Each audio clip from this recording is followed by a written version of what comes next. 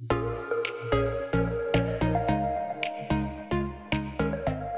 everyone, welcome back to my channel. I hope you're having a fantastic day. Okay, I was talking to Mrs. Magpie, so that is Sarah, the owner of Magpie Beauty. I was having a chat to her last night and we were talking about jelly nails, and she said she had been speaking to the group about jelly nails, and I said, would she like me to do a video to show you how to create them? So I said I would, and this is what we are creating. So jelly nails are translucent nails created using pigments and top coats. So I'm using all Magpie Beauty products today.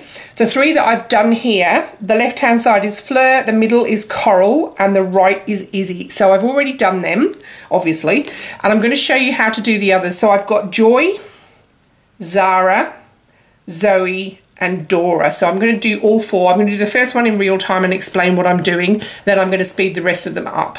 Okay, so I'm starting off with the Clear Colourpop and Don't Be Tacky, which is Magpie's No Inhibition Layer Top Coat.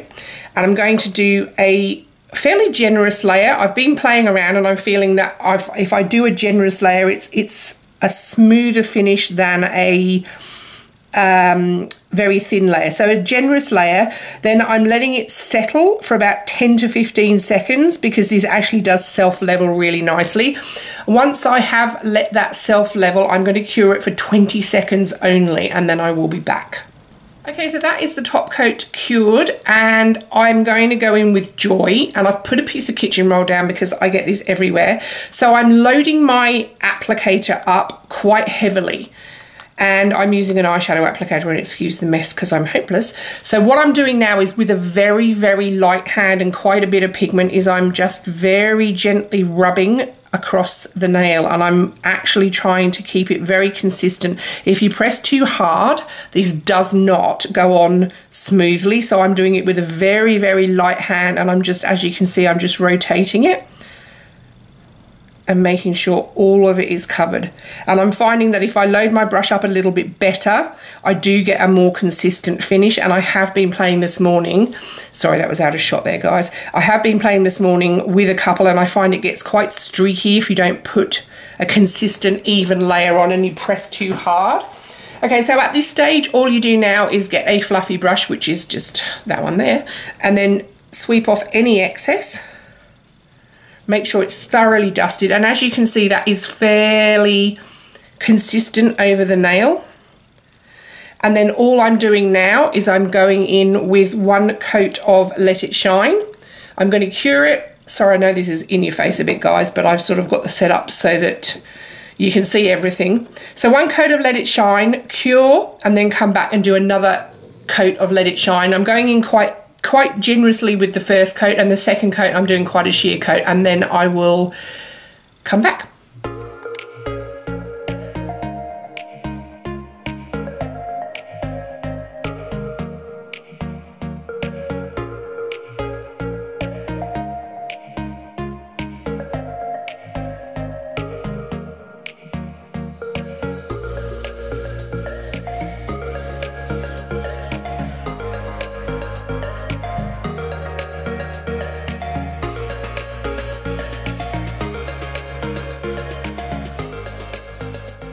Okay, so that is it. It is that simple, and then you get this lovely translucent jelly-like nail. So I'm going to do the other three exactly the same, and then I'm going to speed it up so that it's not so long to watch. And then I'm also going to come back and tell you at the end how to create a more intense translucent look. If this is a little bit too sheer for you, I've been working on a few colour pots this morning just to make the colour a little bit more vibrant. So let's get on with the other three.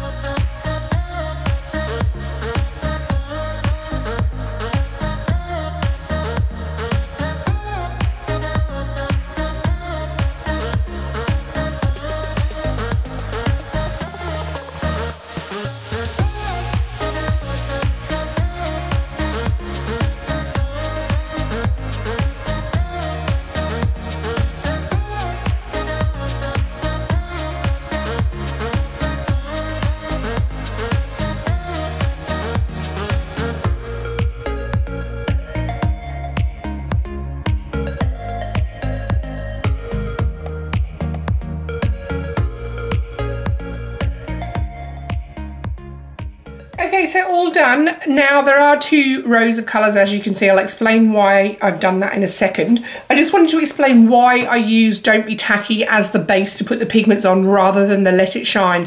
So anything with an actual inhibition layer is too sticky.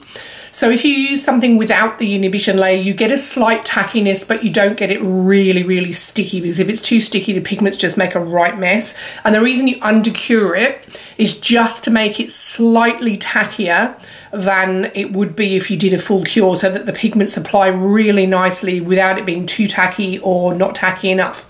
So, hope that makes sense. Now, the reason there are 2 rows is because I said I wanted something a little bit more vibrant. So the top row is what you saw me do, and then the bottom row I did exactly the same thing. So I put my Don't Be Tacky on, cured it, I burnished in the pigment, removed the excess with the fluffy brush, then I went in again with another layer of Don't Be Tacky, I cured it for 20 seconds, I redid the pigment, and then removed any excess, and then I top coated. So exactly the same, except there's an extra layer of Don't Be Tacky and an extra layer of pigment, and it gives it a much more vibrant look, but it's still very jelly-like. So if I actually take one out there, you can see that that's actually still quite jelly-like, but a lot more vibrant than just one coat. So I thought I would play around with that because these are beautiful and they're very sheer, and I just figured I'd see if you could do an extra coat, and it worked fine. So that is that.